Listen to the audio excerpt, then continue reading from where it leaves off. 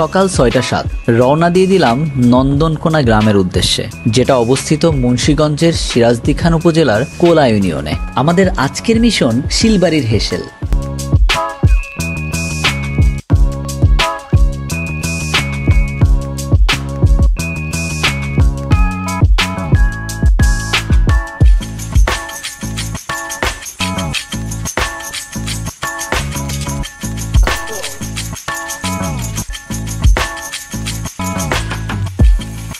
পাঠাও দিয়ে নীলাপুর বাসা পর্যন্ত যেয়ে সেখান থেকে সবাই একসাথে রওনা দিয়ে দিলাম আমাদের গন্তব্যস্থলে। গাড়িতে ওঠার সাথে সাথেই ঘুমে বিভোর হয়ে যাচ্ছিলাম। খুব সকালে আজকে ঘুম থেকে ওঠার কারণে ঘুম যেন পিছুই ছাড়ছিল না। যাই হোক, ঘুম থেকে উঠেই দেখি আমরা চলে আসছি সেই মুন্সিগঞ্জের প্রত্যন্ত নন্দনকোনা গ্রামে। আমাদের গন্তব্য এখনো কিছুটা বাকি। চলেন গ্রামের মনোমুগ্ধকর দৃশ্য দেখতে দেখতে আমরা চলে যাই আমাদের গন্তব্যস্থলে।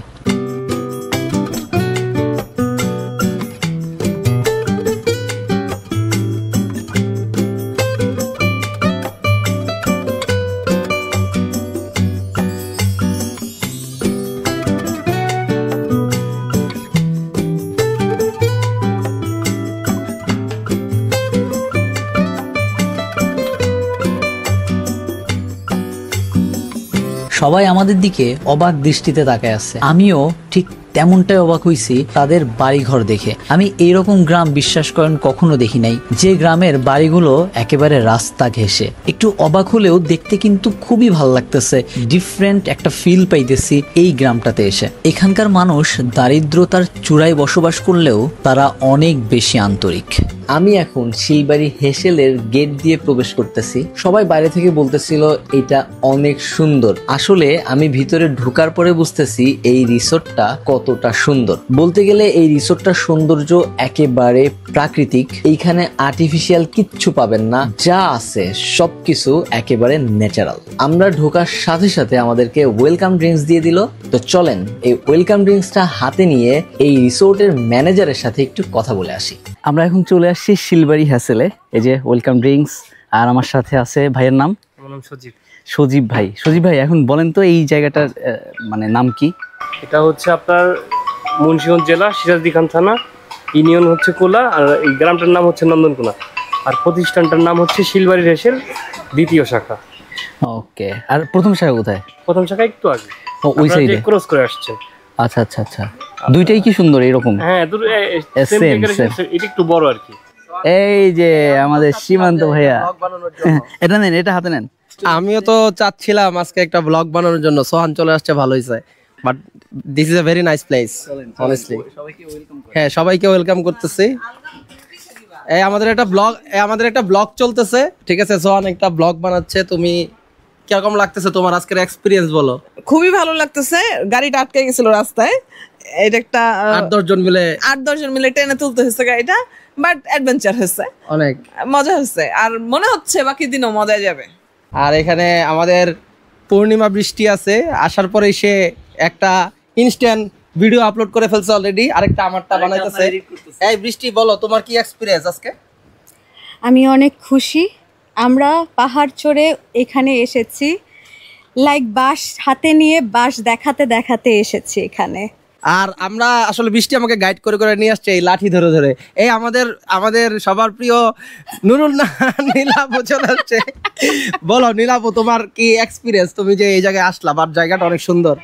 এই জায়গাটা আমি খুঁজে বের করছি। আমি তোমাকে দিলাম না লিংকটা? একেবারে থাপড়া খাবি। এটা আমি খুঁজে বের করছি, এই জায়গার ফুল ক্রেডিট আমার। কিন্তু আস্তে আস্তে সবাই আমাকে বলছে এটা শিলবাড়ি হেসেল না, এটা শিলবাড়ি হেসেল। হ্যাঁ, আমরা সারা রাস্তা হেসেল বলতে বলতে আসছি। এই যে আমাদের রাকিব ভাই চলে আসছে। রাকিব ভাই, আপনার কি এক্সপিরিয়েন্স বলেন? জায়গাটা অনেক সুন্দর, আপনারা আসতে পারেন, দেখতে পারেন। এলাকার লোকজন খুবই ময়লা।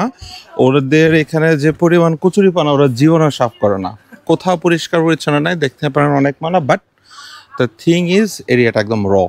যদি ঢাকার বাইরে একটু র বিউটি চান, তাহলে আমার মনে হয় কাছাকাছি জায়গাটাতে আসতে পারেন। It's recommended. ভাই, আপনি কি প্রমোশনের নিছিলেন? না, আমার কাছে ভালো লাগছে। ফার্স্ট লুকে খারাপ লাগে না।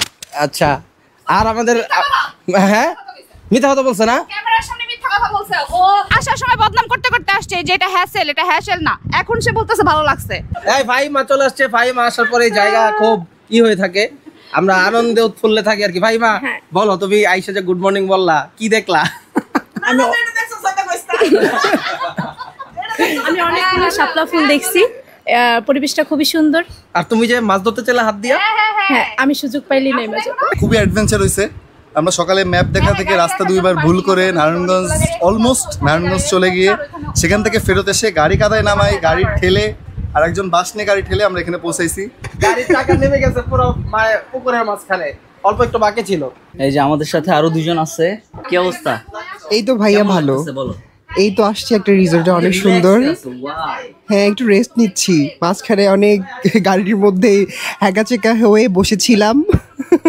ভাই অনেক প্যারার মধ্যে অন্য রাস্তায় ভুলে চলে গেছিলাম, আবার আসছি, এখন রিল্যাক্স। আমাদের নাস্তা যাচ্ছে, নাস্তাও রেডি হয়ে গেছে। ওয়েলকাম ড্রিঙ্কসটা একটু আগে টেস্ট করে দেখি।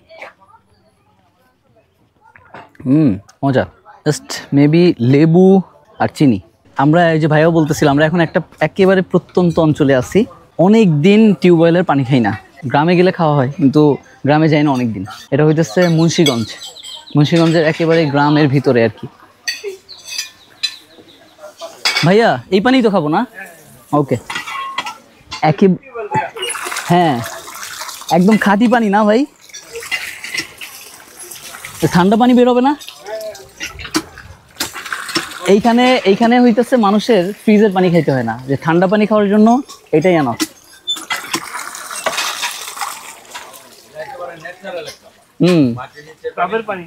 ন্যাচারাল পানি।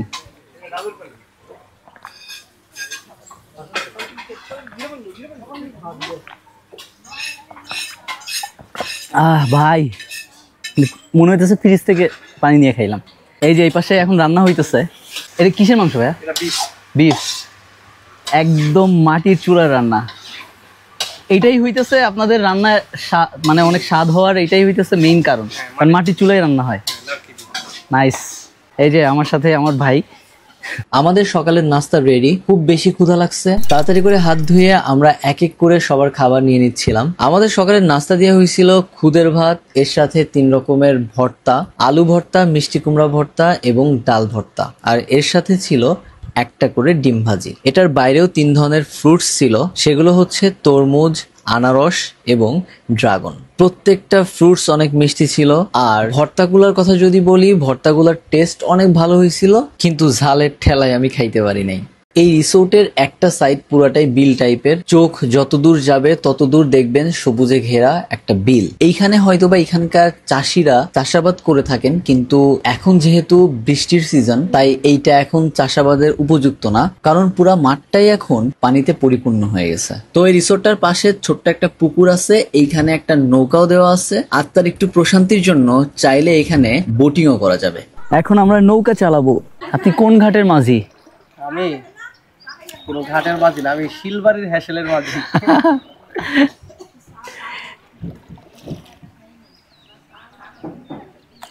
অনেক শক্তির দরকার কিন্তু।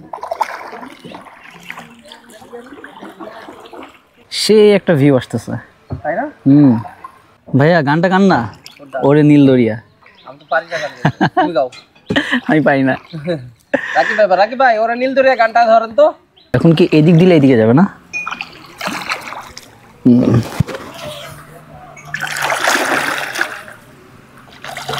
দেখছেন আমি কিন্তু ভালো মাঝি। হ্যাঁ,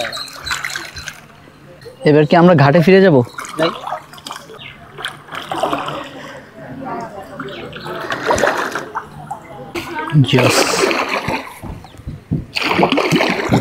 ভালোই ভালোই। আল্লাহ, হাত ব্যথা হয়ে যায়।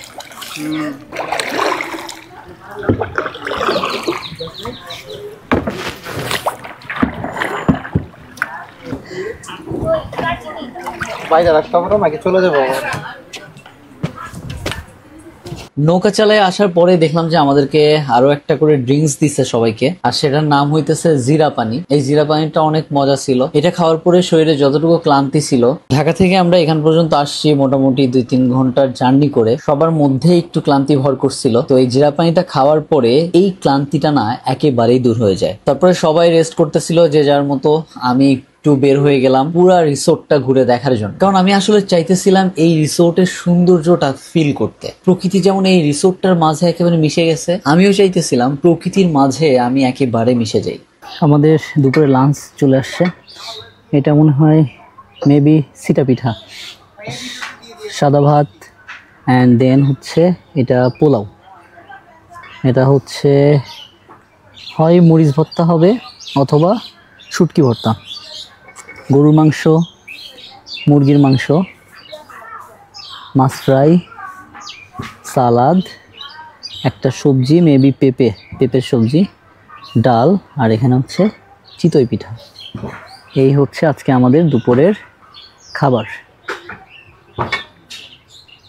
দুপুরের খাবারের প্রত্যেকটা আইটেম অনেক মজা ছিল, কিন্তু প্রবলেম যেটা হয়েছিল সেটা হইতেছে গরুর মাংস। গরুর মাংস এমনিতে রান্না ভালো হয়েছে, কিন্তু গরুর মাংসটা অনেক শক্ত ছিল, একদমই সেদ্ধ হয়েছিল না। আমরা দাঁত দিয়ে কামড় দিয়েও কিছু করতে পারতেছিলাম না। তো শিলবাড়ি হেসেলের কর্তৃপক্ষকে আমি অনুরোধ করব রান্নার সময় এই বিষয়টা একটু খেয়াল রাখবেন, কারণ এইটা কিন্তু একটা বিগ ইস্যু। আশা করতেছি সবসময় এরকম হয় না, এটা হয়তোবা আমাদের ব্যাড লাক ছিল।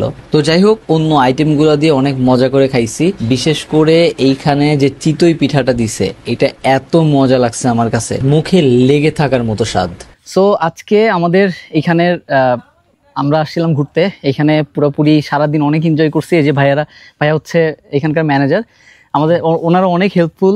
ছোট্ট একটা জায়গা, কিন্তু প্রত্যেকটা কোণা আমি বলবো যে দেখার মতো এবং অনেক সুন্দর। ভাইয়া এখন একটু বলেন যে এইখানে খরচ কেমন কি আর কি?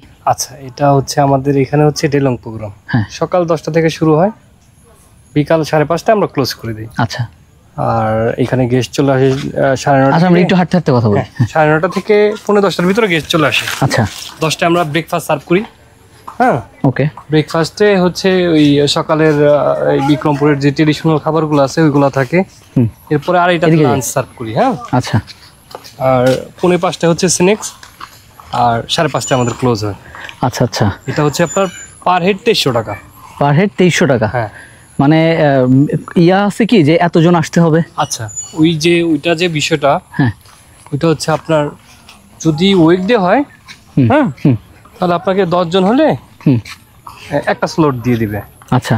আর আপনারা যদি 30 জন একটা গ্রুপ থাকেন, তাহলে পুরো বাড়িটা মানে পুরো প্রপার্টিটা আপনাদেরকে দিয়ে দেওয়া হবে। আচ্ছা, বুঝতে পারছি। যদি 30 জনের কম হন, ধরেন 10 জন হয়েছেন, এমন আরো একটা স্লট থাকতে পারে বা আরো 2টা স্লট থাকতে পারে। আচ্ছা, বুঝতে পারছি। যদি 10 জনের কম হয়, 4 জন 5 জন আসে, তাহলে সেক্ষেত্রে হচ্ছে আমাদের টিপ হয় অনেক সময় শিলবাড়ি হেসেল থেকে। আচ্ছা আচ্ছা, ওই শিলবাড়ির মানে অথরিটি এটা অথরাইজ করে, ওইটা আপনাদের ফেসবুক পেজে ওটা দিয়ে দেওয়া হয়। ওনারা একটা ডেট দেয় যে যারা 10 জন 8 জনের কারণে আসতে পারেন না, 2 জন 3 জনের গ্রুপ, তারা একটা ডেট ফিক্সড করে, অনেক লোক জমায়েত করে একটা।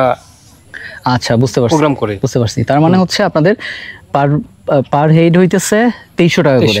এখানে ইনক্লুডেড থাকতেছে সকালের নাস্তা, লাঞ্চ, তারপর হচ্ছে বিকালের নাস্তা। আচ্ছা, নাইস।